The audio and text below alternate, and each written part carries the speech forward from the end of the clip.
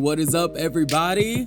You are tuning into another episode of Honesty in Urban. I am your host, Christopher Tips, aka C Daddy, aka the one and only, aka just the tips, y'all.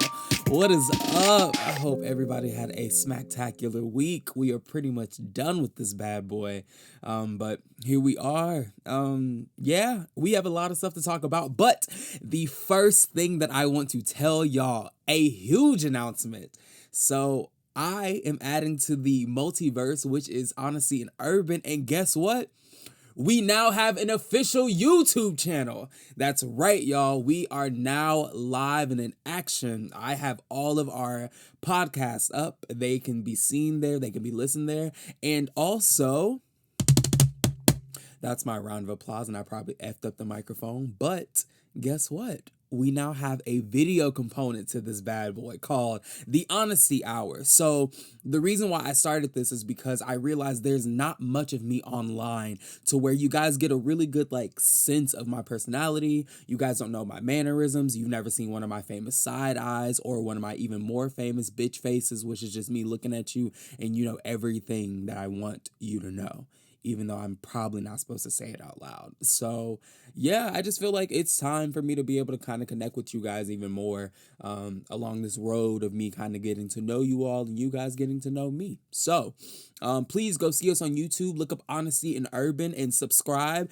And also, y'all, check out the Instagram. It's still doing good. It's still up and running. That's HU_podcast. That's HU_podcast. And if you want to follow me personally, follow me at MISTAHH_TIPPS. That is Mr. Tips to you. Yeah?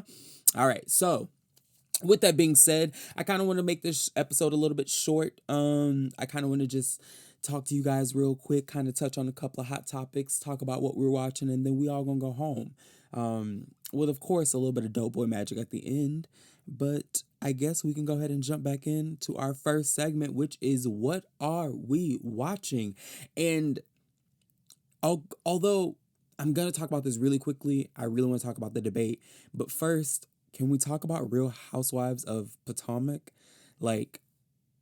Whoa, I have feelings, but also right is right and wrong is wrong, and kind of feel like my feelings may be a little overruled, but we'll talk about it. So obviously we know Monique and Candace got into the brawl. And upon first watching it, and let me go ahead and give you a disclaimer, I don't know shit about this show. I don't even know shit about the Real Housewives of Atlanta, but I did end up watching the show with my roomie, and he was kind of filling me in on what had happened in the past. And so I was like, okay, whatever. And so I saw the fight happen. And of course I was like, damn, Monique, girl, you wildin'. But also Candace, girl, you was wildin' too. So I don't know who's all watched it. It's spoiler alert. So this is your heads up. If you want to fast forward a little bit until I stop talking about it, go for it. But I was watching the show and I saw the fight happen. I was like, damn, Monique, chill. Because whenever she was fighting Candace, Monique went somewhere. That much I definitely do believe. Sis homegirl saw red and there was no stopping her. And I don't even think she truly knew how to stop herself, because even whenever she stopped fighting and just had old girl's hair in her hand, she had a blank stare on her face. Jesus, forgive me. I ate salada and now it's doing the things in my stomach. Whatever. But yeah, so that was that. And then the next episode comes and they do a recap and kind of showing you where Candace and Monique started, all their ups and how they really were bonding. And then all of a sudden you see Candace and her getting into it. And yes, Monique has a mouth on her that can come off threatening if you decide to really read into it. And let's be real, y'all, we've all been mad and said the things. And if not everybody, 80% of black people, we all know when we be like, oh, okay, because try me, because I'll drag you. I don't even know what we really mean by the word drag, but we just want you to feel a thing, to know like whatever drag may mean in this moment, I'll do it. It might not necessarily mean I'm gonna put my hands on you, but I will drag you in whatever way I might feel, appropriate. So they kind of like clipped into like Monique saying things like, "Oh, I'll drag you," and then another clip it showed like her saying, "I'll choke. You might want to back up because I'll choke you out with this umbrella," and it's because somebody was in her face and she had the umbrella between them, and I'm just like, well, I mean, I don't know what y'all really expect her to do in those situations besides warning people of what may come if you keep trying her. But then they clip to the actual fight when she runs out of the barn and runs around and she's like, like, I'm gonna kill her. And here's the thing: Monique gives me someone who has spent her life being most likely, if not bullied, made to feel like she always had to be on defense. These are not excuses for what she did and what transpired between her and Candace, but I do say we need to note these things because at the end of the day, y'all, sis is a human. And I don't really know why y'all expect people to always pick the high road. Like they're never allowed to have a slip up. We all make mistakes, and mistakes come in all shapes, forms, sizes, all of that. And, on top of that, let's also think about one thing. We're talking about a whole bunch of women who already got beef with each other, who not really each other's real friends, who have been drinking all night and have producers behind the cameras egging them on. And if y'all know anything about reality TV show, that shit is never what it seems like. That's why when the people who were actually on these shows like watch back, a lot of times they're like, damn, this didn't even, like, this wasn't even a real storyline. But like producers will ask you a very specific question and you'll sit there and answer it, and you will not know that they have already asked a specific question to somebody else, or they've gotten a clip that they need you to say a very specific thing, and now here it is, you said it, and now you got a whole, storyline about how you beefing with somebody you ain't even never met. You know what I'm saying? So I don't know why y'all sat there and looked at this girl as if like she was the big old bully. But what I found most interesting is whenever Candace is talking to her therapist and she's recounting what happened that night, I didn't even notice that Monique warned her, get your hand out my face, right? Because her hand was dangerously close. And again, alcohol is brewing and flowing. And me and you have been beeped up about 6 times. And I don't know about y'all, but y'all see how Candace is. Candace feels untouchable. She feels like she's going to curse at you. She feels like she going to get bucked. She feels like she going to run up at you and she's always going to count on somebody else maybe holding her back. But like, she feels like she can do this. And she's been groomed to on this series to feel untouchable. So like, if I'm Monique and I tell you get your hands up out my face because you always do this and you always feel like you're going to try me and get away with it and walk away and talk your mess, cool. That was warning number 1. Then after she says that, Candace retorts and is just like, well, what are you going to do? Drag me? Okay, now you're giving me invitation. And now that's when Monique was like, oh, do you want me to? Do you want me to? And then she flicked, Candace's hair. Now, here's the thing. No, you shouldn't have touched her, Monique. But at the same time, Candace, you shouldn't have put your hand in her face. You should have initiated this in that sense. You know what I mean? Like that was the next step. After arguing, now you're getting a little aggressive and now you're trying things. And whenever you try things, that is up to you to tell us how that flavor worked out for you. And sis, she sat there and flicked your hair. And this is what pissed me off. Candace sat there and said, "Oh well, like I accidentally, like since she flicked my hair, I like flicked her shirt." Nah, sis. The clip clearly shows you took a handful of that girl's shirt and pulled, and it was the next thing that you had coming to you, which was Monique sat there and grabbed your weave and pop, pop, pop, and wop, wop, wop, just pop, pop, pop. You know what I mean? And it pisses me off because I'm like, now. Sure, Monique was the first person to throw the punch. But if you sit there and we're in this heated ass argument, and again, alcohol is flowing. If you sit there and grab my shit and grab me towards you, I don't know what you want my next thing to be. To scream and say help and hope that you don't beat my shit in? Or like I'm supposed to trust that you're not gonna sit there and grab my weave and then pop, pop, pop. Actually, I don't think Monique has a weave. I think she's one of the few girls on that show that doesn't have a weave. I could be wrong. But it just like slayed me that, you sat there and you asked for it, you got it, and then the next show was a whole bunch of light skinned black women and Wendy's ass, who I'm told is brand new, and she gives me brand new vibes. The whole like everyone being like we're black women in our image and like this is what we fight to show that we are not this kind. Y'all, what the did they tell y'all were on like married to medicine or like politics daily or like the first wives? Like I don't know what y'all thought this was, but y'all do know y'all are on Real Housewives, like the franchise. You're on Real Housewives of Potomac. Like, sis, the only reason any of you all still have a contract is because they count on you to give them drama. They count on you to make a fool of yourself. What's Evelyn Lozada's wannabe twin's name? What's that knockoff name? Giselle Bryant. Sis sat there and had a whole security guard walk in with her. And to me, I just was like, girl, whew, man, sis, good girl. Like, I don't know who sat her atop of the socialite pyramid on that particular show, but like you was doing the most, and I don't know who told you that your opinion mattered. But then on top of that, Robin's sitting over there in the corner with just looking like she's ready to talk to everyone's manager. And I just also wasn't feeling the vibes from her either. Karen, I will have to say, was the realest one. Also, Ashley Darby, who again is the never mind. I'm not gonna do that. Never mind. I'm just gonna say that she gives me to be one of the realest people on that show. And it's not just because she's the only girl who is wearing her natural hair and hasn't sat in there and felt the need to be a blonde, Barbie doll. And again, that may have been a little bit too much of a reach, but on that show, if you watch it, I think you know what I'm trying to get around to, which is like there's this hierarchy that some of them just sit there and do. And it is funny because a bunch of them, they do all have the same look. They're all, fair skinned complected girls. There's nothing wrong with being fair skinned. I just hate people who have oppressive tendencies that sometimes can be linked to maybe, and again, this is all alleged, I'm just speculating, but maybe some of the treatment that you receive because you are light skinned.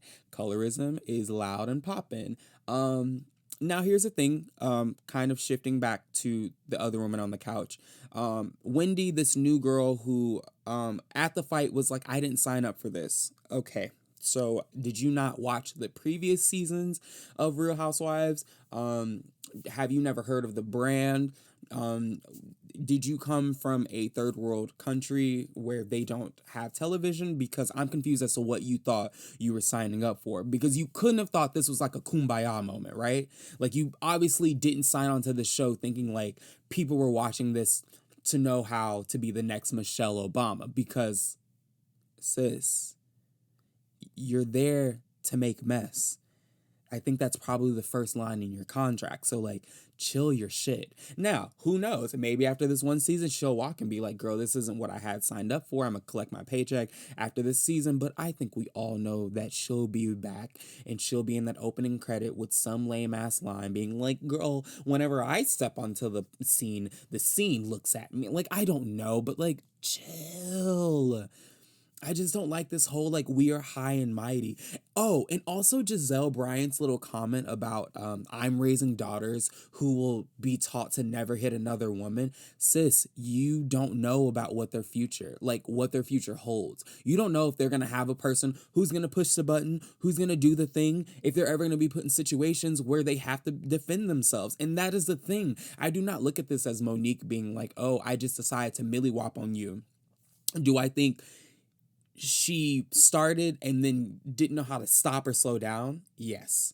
Do I also think like, oh, Monique, you kind of had me all the way in your corner until like you were recounting the situation and like your own shit didn't exactly line up. And not that she lied about the fight, but she definitely played this whole like I don't remember what happened even whenever I was in the car.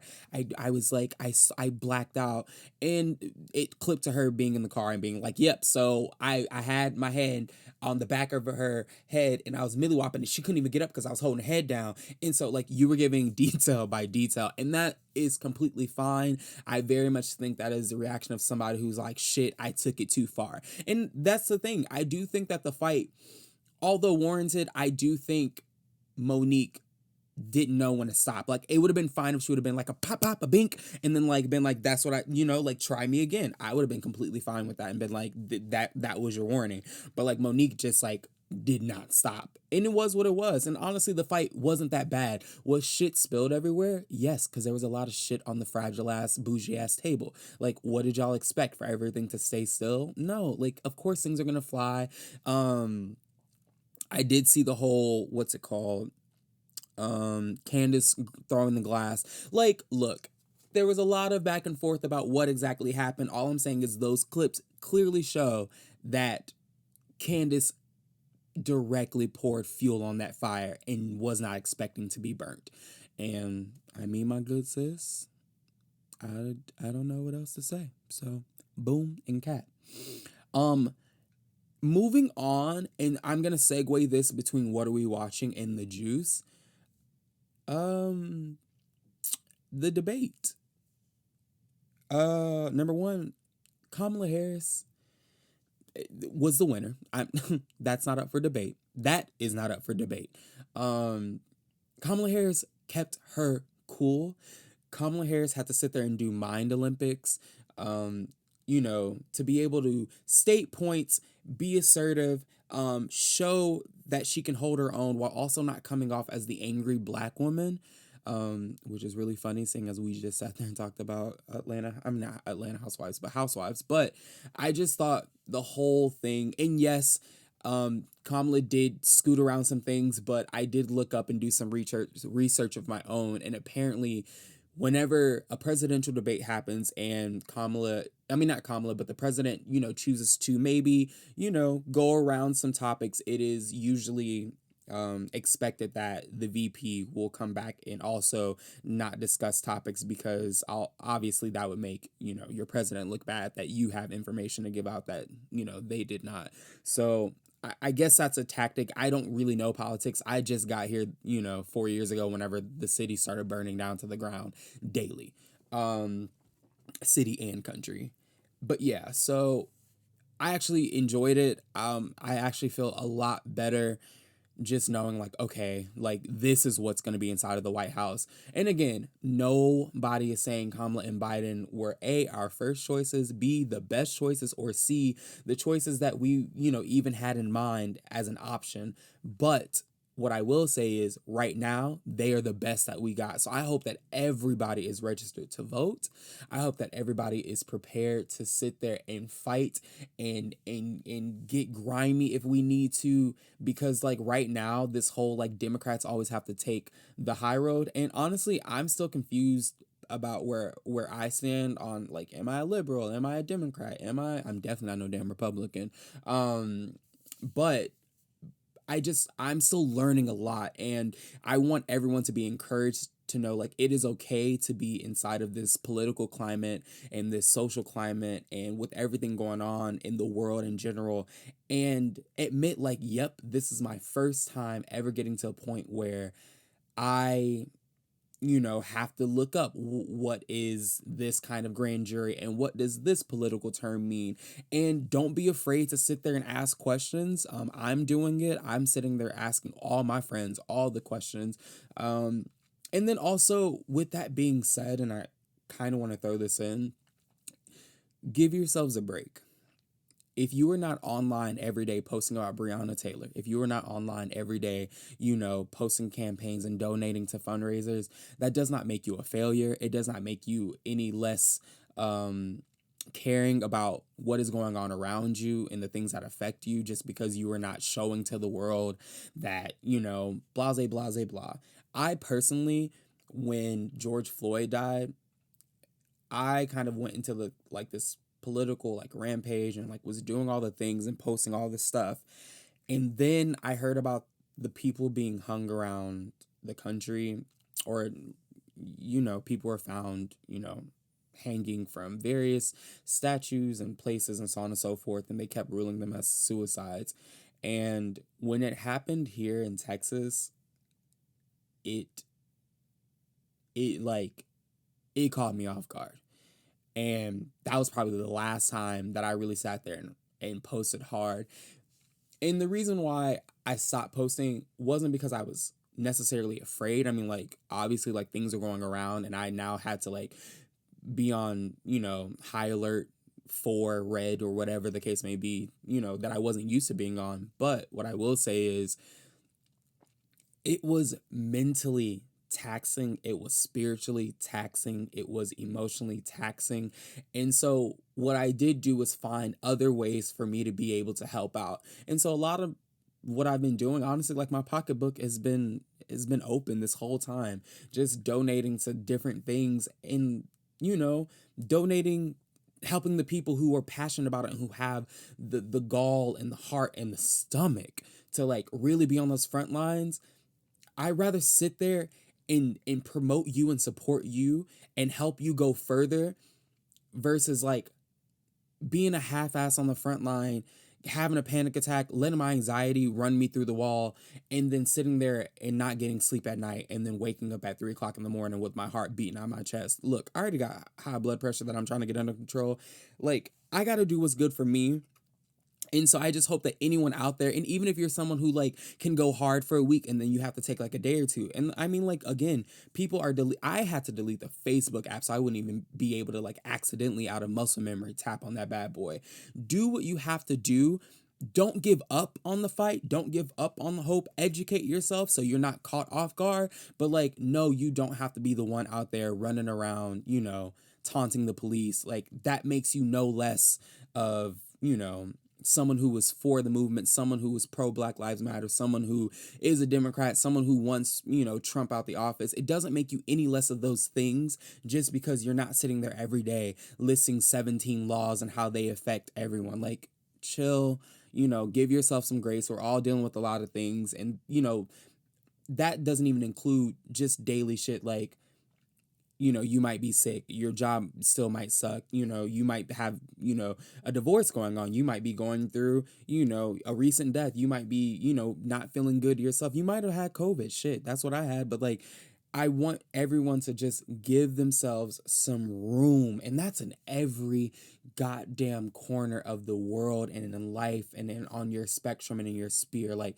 sphere, that's the word. But, like, just be nice to yourself, y'all, because chomping down on ourselves and then having people chomp down on us that we can't even directly, like, you know not record, what's the word I'm looking for, respond, that we can't even respond to. Just chill and be sound within yourself. Because I definitely went through that. I definitely went through a period where I was like, damn, like, now I'm back to, like, posting selfies and I'm talking about this and that. But, like, that's what keeps me sane enough to be able to watch the debate and to be able to sit there and put money aside that I know that I want to give to the Democratic fundraiser, to the Joe Biden and Kamala Harris, campaign, or that I can sit there and show up to the meeting or the rally and, not have to worry about every cop that's within my eyesight. And, like, that is what I do to keep my balance. And I rather do whatever I need to do to authentically be there for my people in whatever ways that I see fit and actually can be there for,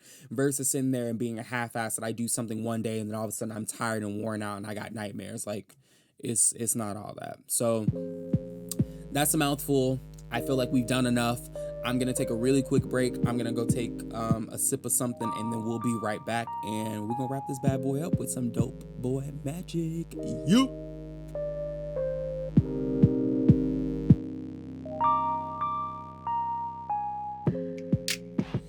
All right, y'all, and welcome back. Let's wrap this up with a little dope boy magic. So this week, I really want to talk to you guys and kind of just make a quick statement.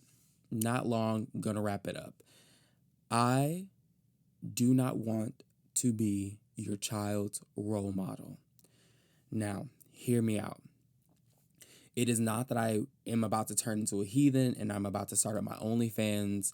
I am not starting an OnlyFans as of right now. Let's see how this year plays out. Because Daddy does want a new car, but yes, I just don't want the unasked for pressure that comes with this idea of I've been teaching for the better part of 12 years, and I saw that meme the other day that was like, chill, like the term fuck them kids comes from like it's a term of endearment. But why that kind of made me laugh is because, for the last 12 years, I've spent so much time, being kind of like in that Beyonce era when she first started, like that perfect, like, this is who I am, and like, this is as far as I go, and you'll never have to worry about me like shaking the table. But I'm 28 years old and I don't feel like doing that anymore. And I don't know if anybody else can kind of not sympathize, but who can just relate to this idea, especially in musical theater and this entertainment industry where you kind of do have to factor in what people think. But I can just say I OD'd on it, and I've OD'd on it for probably the better part of, like, again, 12 years. And it's mainly because I've done a lot of, performances in family musicals. They hire kids all the time. I also substitute at the theater that I work at a lot. So I've been there for about 4 years now. And so I've really gotten to know these kids. And, we have to sign a thing that says while you are in a show with another kid, we ask that you do not interact with them on social media. Just basically keep it appropriate and don't get your ass thrown in jail for being being a pedophile. Um, but what happens is after the show is done, the kids are allowed to, request us, and at our own discretion, we will allow them to be our friends on Facebook, or they can follow us on Instagram and we can finally follow them back. But I guess I have spent so long trying to be the perfect role model and be the perfect thing, because a lot of times these parents will add you just because they know you're their child's, teacher, or, they see you in a show and their child is in there and they think it's cool and they just want to add you and keep up with your life. What's not okay is whenever you decide to talk about something, that has an adult theme or content or whatever the case may be, and all of a sudden a parent is in your inbox like, well, we just think that, like, maybe you should really consider just your followers. And I'm like, yo, number one, let me tell you something. I'm a grown ass man. And then on top of that, I'm a grown ass black man in America. And then on top of that, I'm a grown ass black gay man in America. So I, like, really, really am not trying to hear what you're saying. Anything that I do is already a sign of rebel, just because a lot of people don't even like the fact that I have the right to go outside and be happy. But, like, what you're not going to do is sit there and try to tell me that I can't on my own goddamn social media talk about, I can't talk about adult themed shit, or like I can't curse and I can't post a thirst trap. Here's the thing. It is not my job, or anyone else's who has not exclusively agreed to raise your child, to teach your child values, morals, the perception of right and wrong depending on who it's coming from. Like, if I want to talk about sex, alcohol, and drug use, like, that's on me. And if you can't get jiggy with that, feel free not to, like, listen to that part of the show, or like feel free to, like, not double tap that certain image, or feel free to double tap that unfollow button. Hell, I think you only have to tap it once nowadays. Unfriend me, like, do what you gotta do. But, like, y'all, I'm done policing myself, in the fear of, maybe a parent who saw my stuff is going to feel a type of way. Look, all that I owe you is to do my job and to not, treat your child any old kind of way. Number one, them my kids, but at the same time, I'm still living my life. I'm going to be who I want to be.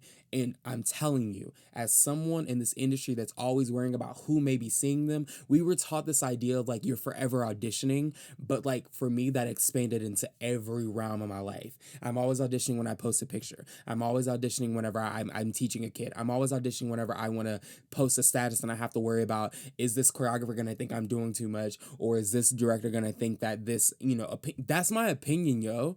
And, like, if my personal and private life, because again, remember, You can use your Facebook for business, but also Facebook gives you the freedom to choose. Is this a business page? Are you going to use it for social media on a personal level? I even hate when people are like, it's Facebook, not a diary. If they choose for it to be a diary, that's on them. Hit that unfollow button, sis. You can stay their friend and not have to see what they post. You do not have to subject yourself to their content, but it is their page. And I really just need everyone to take a moment and breathe, because if I want to sit there and post a bare booty hump day photo, I'm going to do what I do.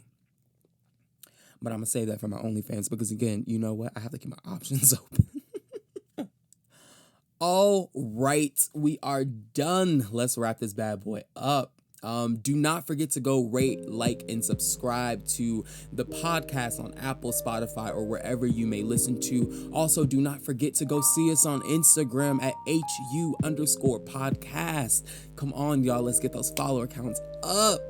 Also, and don't forget to now see us on YouTube on the Honesty and Urban channel with our new web series, Honesty Hour. I cannot wait to talk to y'all about all the grown ass shit that I want to talk to y'all about.